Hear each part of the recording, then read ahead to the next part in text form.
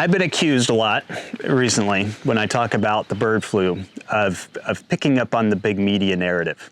You know, there's small media narrative, there's big media narrative. They're not all always correct. There are some that are often incorrect. It all comes down to an opinion, and we have to talk about these things and have our opinions on it. But when it comes to the bird flu, my opinion, I've done a lot of research, I've listened to a lot of these homesteading channels and other people saying that it's fake, right? I've done a lot of research. I cannot come up with that conclusion. Personally, I could not come up with that conclusion. And I think that if you talk to some of these chicken farmers who have been impacted, they're not gonna come up with that conclusion either. I do not believe that the bird flu is fake. Do I think that the bird flu is unusual? Yes, it's very unusual, and I'm going to get to that in a second. This is an extremely unusual virus. Now, whether that's natural or unnatural, I can't really comment on because I don't know. But I will say this, if you were going to create a fake pandemic, it would be a lot easier to just introduce a virus into the wild somewhere than it would be to, you know, stake out somebody's farm and send somebody in overnight to make the chickens look sick so that they're forced to call somebody. Because it's not like the government is going out to these farms and just forcing tests on the farmers. Most of the time, a veterinarian is called, the symptoms are seen, and then they're called in. If you have followed any of this on the news lately, on December 9th or 10th, the Fish and Wildlife out in Washington reported that bird flu has led to the death of 700 birds. They were called in to investigate it. It didn't happen. It's not like they went in and killed 700 wild birds. What happened is they went in there to investigate after reports of dead birds, and they found the bird flu there. So I don't think that the bird flu is a fake virus. I do think it's a highly unusual virus, and I don't necessarily have an opinion on whether it is natural or unnatural, but I do think that we need to be concerned. And believe it or not, as I get into what I'm going to talk about today, there is a planned response to the virus if it gets into the human population, which it has already taken a life. So in my last video about this, I talked about how the pandemic has taken over 52 million birds in the US. It has since gone up from there. We know, as I just mentioned, 700 birds in Washington with Fish and Wildlife. Those were wild birds. There was a backyard flock in Vermont around the same time, December 9th or so, that was discovered. On December 5th, there was a backyard flock discovered in Nebraska. That event in Nebraska was the 14th case of the bird flu in Nebraska. Nebraska is one of those states that have culled 10 million birds alone. You know, estimates right now are 160 million birds worldwide. Iowa has seen 15 million birds culled. That's a little bit more than Nebraska. In Iowa, 140,000 birds were just culled in the last week or so. And since October, okay, so just since October, over 2 million birds have been culled. And the reason why the bird flu is coming back up as a big subject is because normally the bird flu actually thrives during the colder months when the birds are migrating. And then it kind of fizzles out during the warmer months. It didn't fizzle out this year, and I'm going to get into how unusual this bird flu is in a minute, but it didn't fizzle out this year. In fact, it just kind of festered over the summer months. And so if you look at the numbers now, they're actually higher than they were the beginning of last year. So the bird flu situation is getting worse. So if you think 160 million birds globally sounds bad, I have a feeling this thing is going to continue to pick up. South Dakota, 300,000 birds this past week. In total, 284 commercial flocks in the US have been decimated or culled because of the bird flu. And I'm surprised it hasn't been a bigger story with the homesteading community or those who raise chickens themselves. But over 380 backyard flocks have been killed in the United States over the past year because of the bird flu. So, you know, I've been warning people for a while, you know, this is something you need to be mindful of. Try and do what you can to protect your flock, because these things are happening to non-commercial groups. Okay, so let's talk about what makes this bird flu, in my perspective, not just my perspective, but many scientists who study it, extremely unusual. Number one, the bird flu is normally not this intense. Okay, we had an intense bird flu in 2015, but we're blowing those numbers out of the water. We're blowing those numbers out of the water, and it's global. I mean, this is a global thing. They said in Japan that bird flu has been spreading like wildfire. I mean, in the UK, they're calling it an extinction level event. So what we're seeing here in the US it doesn't even compare to what we're seeing globally. Bird flu generally starts with waterfowl, and it festers in waterfowl. It generally doesn't even kill waterfowl, and that's how it spreads. But what we've been seeing with this bird flu is that it's actually been killing waterfowl. It's been entering more species than any other bird flu that we've ever seen. So this new strain of HPAI has spread across the globe more so than any other strain that we've seen.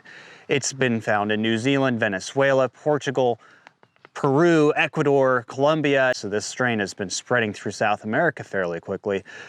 Europe, Japan, Asia, the United States. This is a global event. This is a pretty massive ordeal right now. And they're referring to it as a new strain.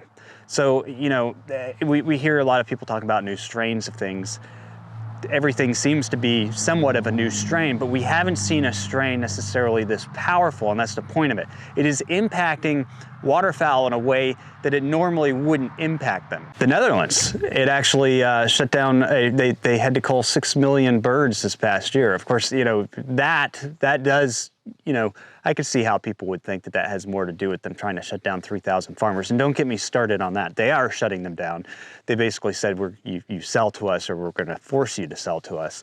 I feel like that's a whole other video of just, I don't know. I don't understand these food hubs and how they're supposed to work or how they're supposed to benefit anybody. But the Netherlands, shutting down farmers in the Netherlands is just adding to global food insecurity, since the Netherlands is the largest producer of meat and dairy in Europe. I'm really not sure if people have really wrapped their brain around that one or what's going on there.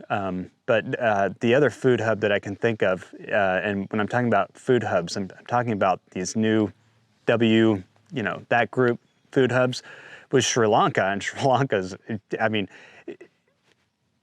anyway, back to the bird flu. According to the Hakai magazine of Coastal Sciences and Societies, seabirds shouldn't die from the flu. The type of influenza virus that infects birds, known as influenza A or bird flu, is traditionally mild. Most birds don't show any sign of sickness.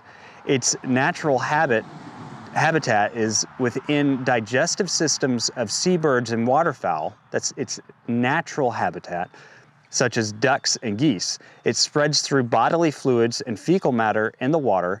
It's a natural part of wetland and coastal ecosystems. But this outbreak has killed thousands of seabirds. It's impacted 80 different species of birds. It has also survived through the summer, a season usually free from influenza in the northern hemisphere, and it jumps into mammals, an entirely new host. And that's true. There was recently a bird flu outbreak on a mink farm in Spain. So the bird flu has obviously been able to, this particular strain, which is an unusual strain, as you just heard, this particular strain has been able to jump into mammals and infect mink farms. It has also been able to jump into humans. Now, it's very rare that you see a bird flu strain having the ability to impact mammals and humans. But this particular strain has not only infected an entire mink farm, which are mammals, but it has actually killed a woman in her 30s in China. On December 2nd, it killed a 38-year-old woman in China. It shouldn't surprise you, given this information, that the Scientific Pandemic Influenza Group on Modeling, SPIM, is understood to be standing ready to produce forecasts on the impact of bird flu on humans. SPIM is a subcommittee of the Scientific Advisory Group for Emergency SAGE, which has provided recommendations to the government throughout the COVID-19 pandemic. A scientific advisor to the government said there is a lot going on behind the scenes gearing up for any possible avian flu issues. A lot. They're planning on this. The wheels are spinning already. Official figures from World Health Organization show there have been 868 cases of human infection with the avian flu virus over the past 20 years. While variants of the virus had a mortality rate in people of around 60%, the current variant is understood to have a lower rate of between 20% and 40%. But this compares to a death rate during the peak of COVID-19 infections of just 2%. And I believe it's a much higher death rate than what we've seen from side effects. My point is I have looked at this thing. I'm not sure that we have to be super concerned about human infections at this moment in time, but should we be prepared for it? The government's preparing for it. Governments around the world are preparing for it. They're ahead of the game when it comes to that.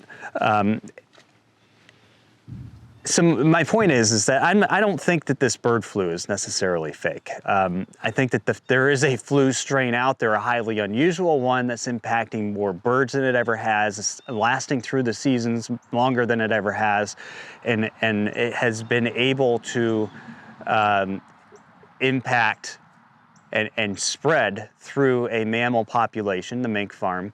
It has also had an impact on somebody in China. China is always the first ones to get infected by this type of stuff. When it comes to this bird flu, I have not found any evidence to suggest that this is fake, that the flu strain doesn't exist, that it's not actually having an impact anywhere.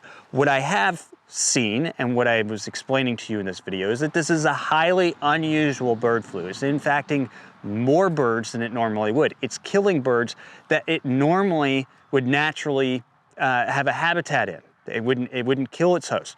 This bird flu has been spreading all over the globe, in areas of the globe, South America, where it doesn't normally spread. It has been impacting entire mammal populations. For it to spread through an entire mink farm says that this bird flu, if it is contracted by a mammal, is contagious. And again, it has also impacted one 38-year-old woman in southeastern China. So it has actually impacted somebody. I mean, I think that this is something to seriously pay attention to and be prepared for. As we saw what happened with the COVID-19 pandemic, when things start to spread, it doesn't take long for governments to put action plans into place. And they're already planning on a potential outbreak in the human population. Now, how does that work? Well, they don't have a vaccine for the avian flu. And I'm sure that they'll try and come up with something. But the point is that they've already got contingencies that they're putting into place. How do we slow this down? It would be treated much differently than COVID, because you're talking about 2% fatality rate versus 20 or up to 60% fatality rate. I think there's more to this than just calling it a fake pandemic. I think that everybody needs to be aware of it. People need to be aware of how their birds are doing and pay attention to what's going on. I would not touch the birds with your hands if something happens to it. And actually, Fish and Wildlife has been warning people not to touch the birds. I mean, this is a situation that we know has been able to get into mammals and human populations. And I'm not saying this to scare you. Whether or not it's natural or unnatural, I cannot tell you, other than the fact that it is unusual. I don't think it matters to 160 million birds whether it was natural or unnatural. I don't think it matters to the impacts on our food supply whether it was natural or unnatural. I mean, pointing fingers at somebody for something at this point in time doesn't matter, because the damage is done and this thing is spreading and it's moving quickly and it's festering. Because it was able to fester the way it was and stay as strong as it was during the summer months, it's going to get a lot worse as we go through the winter months. This is when it normally spreads. And next year, believe me, next year the impacts of this thing are going to be worse. If you can imagine it, they're going to be worse than they were this year. And I did a similar video last year where I kind of explained, I ran the numbers on it. We were only at about 25 million birds, 15 or 20 million birds at the end of winter last year. We've done several million birds in the past couple weeks. So unusual, yes, very unusual. Extremely unusual. Should you be paying attention to it? Absolutely. I do not think it is wise to look at this and say it's fake. Sorry, I just don't.